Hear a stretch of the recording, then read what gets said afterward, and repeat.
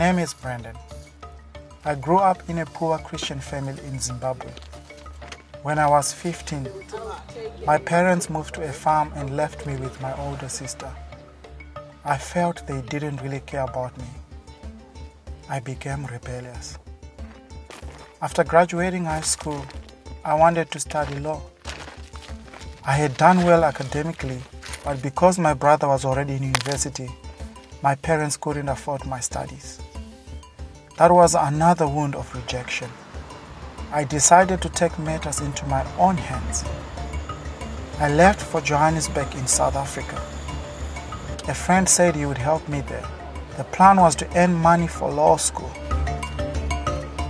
But I left without my parents' blessing. When I arrived, I found out that the friend had moved to Durban. I was completely alone. I didn't have money, I was stuck. I lived in a tunnel and started looking for work. Sometimes I got lucky and was hired for a day.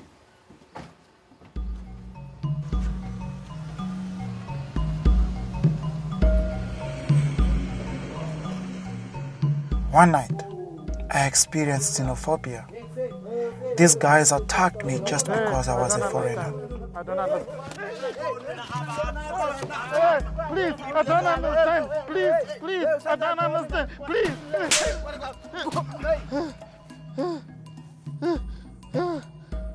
I thought I have to find a safer place. I moved to an abandoned building. I slept on the floor with 10 people in a room. There were no toilets. Some would bring in prostitutes. I stayed there for 6 months, managing to pay for rent and food through odd jobs. Finally, it was too much to bear. Lord Jesus, I need you. I need you, Lord.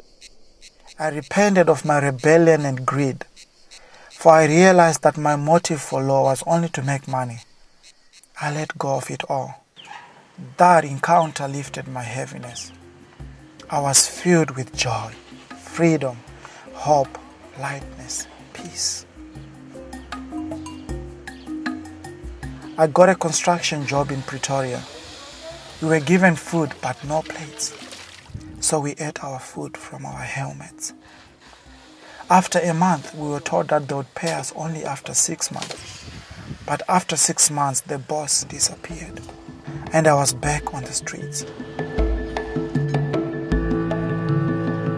One Sunday, I thought I can't take this anymore. I wanted to find a church. That day, I met a girl with a Bible. Where is the church? I got involved in your church, Yes. and eventually the pastor paid for my ticket home. I apologized to my parents.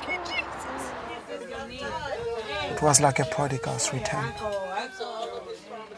But soon I felt I should return to South Africa.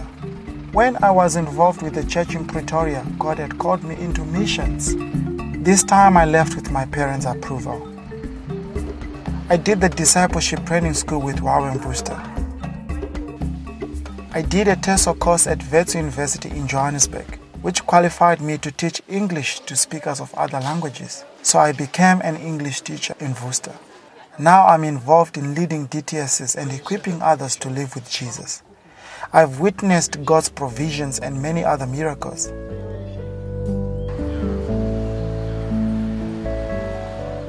I first became Facebook friends with Katie through a mutual friend. Then she came from America to Worcester to work in the English language school. Our friendship grew into romance, and now we are planning our wedding. God transformed my life in the streets.